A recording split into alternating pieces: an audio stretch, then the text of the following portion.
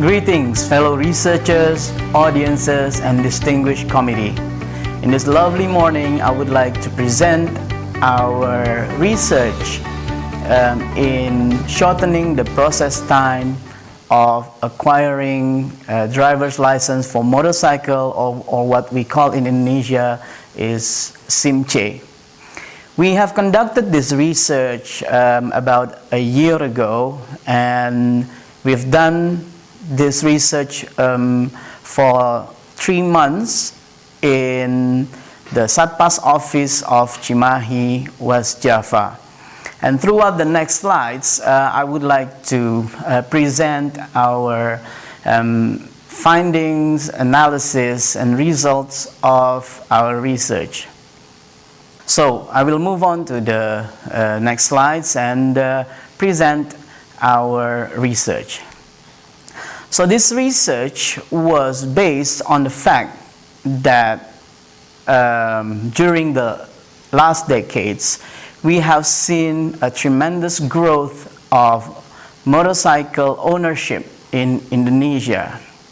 The growth was huge, and it is also, consequently, it is also affected the number of people applying for SIM2. The government, as the official organizations through Polri, has done so many interventions and so many initiatives to make sure that all the citizens are very well serviced at that moment, especially on making their new driver's licenses. However, we still find so many queues and so many people complaining about the processing time of making one particular SIM2. For instance, if one particular person goes into Satpas office, and let's say at 8:30 in the morning, most likely he will go out and obtain the SIM2 around 2:30 or 3 o'clock in the afternoon. It would take the whole day to create one driver's license. That is, if everything goes well. This can be a problem. We, as researchers, would like to present some alternatives or some suggestions for us to be able to shortening the process time using business process re-engineering methods. Especially in this case, we use the gap analysis approach, and the also called is the architectural processes breakdown. Okay, I will move on to the next slides. In this slide, we present to you the research steps that we have conducted to be able to shortening the process time. The first major steps in our research is the data collection part. In this process, we managed to have contact with the Satpas office and at Cimahi, and we have conducted several interviews and observation in order for us to get a sufficient amount of data for us to be able to analyze all the business processes. Next, we disseminate the information using the business process architecture and divide them into several categories. The first one, the input and output. The second one is the flow units. The third one is the activity and buffers. The fourth one is the resources. And the fifth one is the information structure. After that, we conduct gap analysis and be able to obtain and be able to identify which gaps that has not yet been covered or implemented at the current system.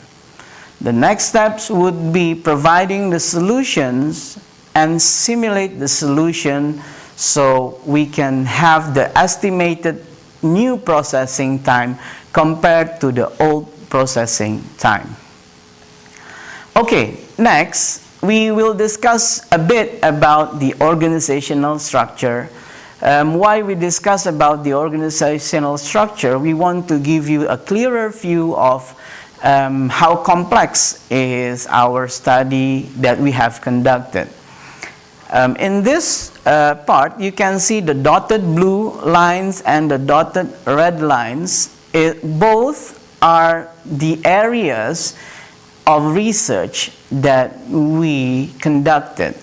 As we can see, we conducted a cross-functional business process analysis throughout multiple departments in the SATPAS office. Now, after several interviews, observations, and we create a whole bunch of data collection, we managed to define 44 processes within the SATPAS office and within the process of acquiring a new driver's license for motorcycle. These processes starts from the registration when they start queuing in the window and finish when they obtain the printed driver's license. The input of the process, we define the input as a registration document, and the output is the printed driver's license or the printed SIM2. Okay, those input and outputs, as you can see in the slide, carried on or carried out through several flow units. We have 7 flow units that goes into the entire process system. You can see in the slide, we have defined the flow units of the tangible input and the intangible input. The next one is the most important part, is defining the network of activities and buffer. As mentioned before, we have defined 44 processes, and by looking at it one by one, we have it resulted to a 201 minutes of the total activities and 89 minutes of the total buffer time.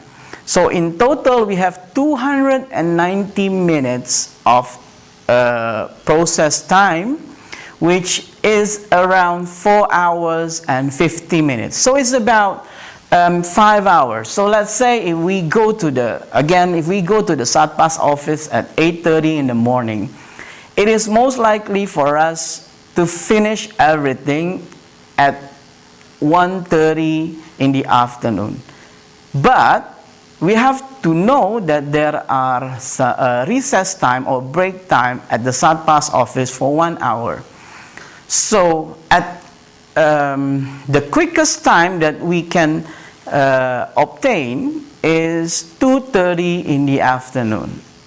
So as you can see, the whole process will take about the whole full day, and again, if everything goes right. So first, what we do is we conduct a gap analysis study. As you can see in the slide, we have managed to define 7 gap analysis from the registration processes up until the simulation part, the theory test, and the integration part of the system. As you know, that the registration or the application of SIM2 has been done in IT system, but some of the steps or some of the process is done using offline process, not inside the system. So we can see that in the system, some of the process are done online and some of them are done offline. This has created an opportunity for us to make them fully online, and we can shorten the processing time. After the gap analysis study, we create suggested solutions which covers all the gap analysis. We have created 8 suggested solutions, as you can see in my slides, from adding validation through the registration process, so that the officer doesn't need to check and recheck one by one all the documents.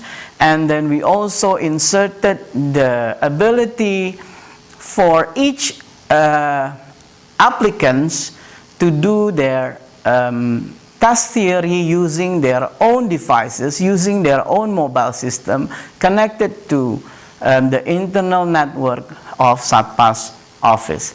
This can shorten the process of waiting in the theory test. Next, we also implement IoT system, which enables the practical simulation tests, and through that sensors we can directly send the result of the exam, of the test result, to the server, and they can immediately define whether one person failed or success or can carry through in the next processes. Okay, now after defining the gap analysis, the number of process from 44 process we have cut down into 32 processes. So in conclusion, we are able to give suggestion that one particular applicants can finish all the process before lunchtime or before 12 o'clock at noon. So this is what we think is the important findings of our research, that if we can do this, or if our suggestion is applicable to the system, then we can see that the process time is going to take shorter than before, and at the end it will also increase the satisfaction index of the applicants. The result of our study is quite significant. We've managed to shorten the activities time in more than 10%, and we managed to shorten the buffer time in more than 40%. Overall, we managed to shorten all the activity and buffer time to more than 20%. This finding proved to be a significant finding, and we believe that through gap analysis and architectural process, we can optimize the old process time and creating a new and improved process time.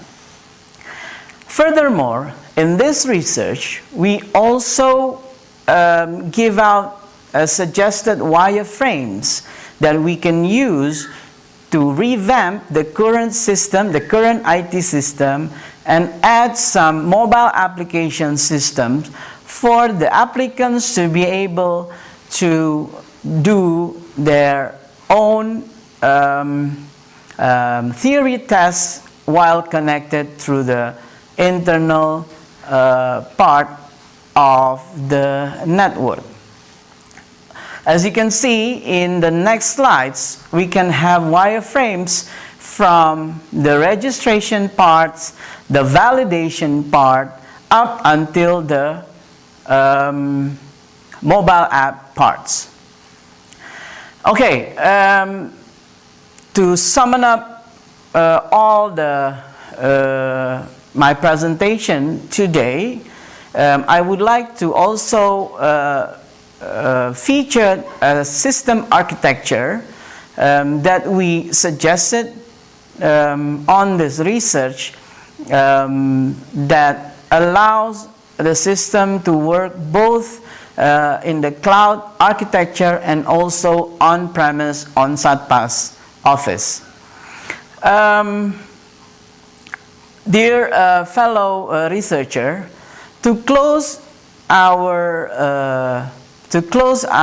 presentation this morning, we would like to give you another glimpse of our slide presentations, and hopefully you will enjoy them, and we wish you all the best of luck. Stay safe, stay healthy, and have a lovely morning to us all.